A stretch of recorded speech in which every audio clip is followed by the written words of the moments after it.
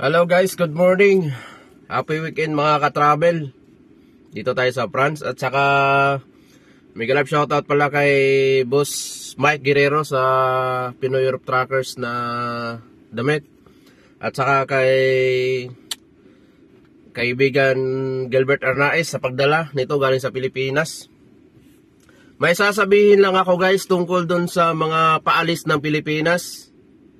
Ito talaga ang kadalasang problema. Advice lang to bilang kaibigan, bilang nauna na rin dito sa Europa guys. Hindi pa naman ako matagal dito, pero ito lang masasabi ko.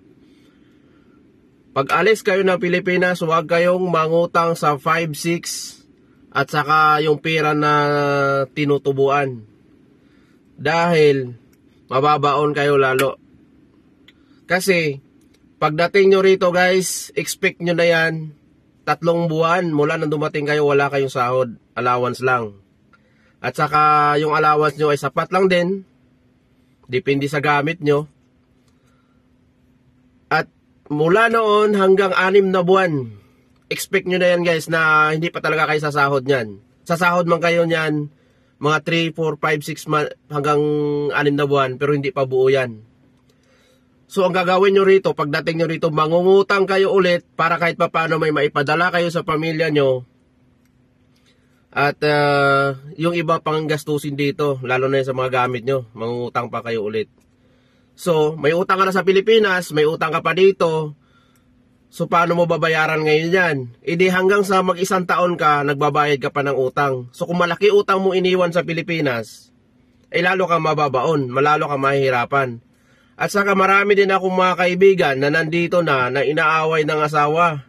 Kasi 6 na buwan na raw dito hindi pa nagpapadala. Kung nagpapadala man, magkano lang. Baka may iba na raw pinapadalhan. Real talk to guys, ganito talaga nangyayari dito sa Europe. Unang dating mo dito, expect mo talaga unang 3 buwan wala kang sahod. Tapos pag nakabiyahe ka na, marami ka pang babayaran ulit. Nangungutang ka na naman. Kaya sa inyo guys na paalis pala ng Pilipinas, yun talaga iwasan nyo. Hanggat maaari huwag kayong mangutang. Dahil tutubo ng malaki yan dahil matagal nyong mabayaran. At saka yung pamilya nyo, sasabihin nyo na rin na hanggang sa 6 na buwan, hindi pa talaga kayo sasahod ng buo. So makakapadala man kayo, mabuti na lang kung makakapagpadala ng kahit kunti at kahit papano may magasto sila sa Pilipinas. Kasi yun lang naman ang problema nila eh. Kung kailan ka magpapadala sa Pilipinas, kailan ka magpapadala. Samantalang ikaw, halos hindi ka na makakain dito, hindi ka na makatulog, kakaisip kung saan ka kukuha ng pera pambayad mo sa utang mo, papadala mo sa Pilipinas. Kaya yun lang guys, payong kaibigan lang yun, na pag aalis kayo ng Pilipinas, yung iba nangungutang kasi papunta na ako ng Europe. Ang yung pamilya nyo, asawa ko, aalis na papuntang Europe. May pera na pagdating doon. Hindi, wala kayong pera pagdating dito. Kaya iwas-iwasan nyo ang utang sa Pilipinas. Kasi habang paalis pa lang kayo ng Pilipinas guys, sa totoo lang, walang tutulong sa inyo, walang magpapautang sa iyo. Lalo na pag walang interes.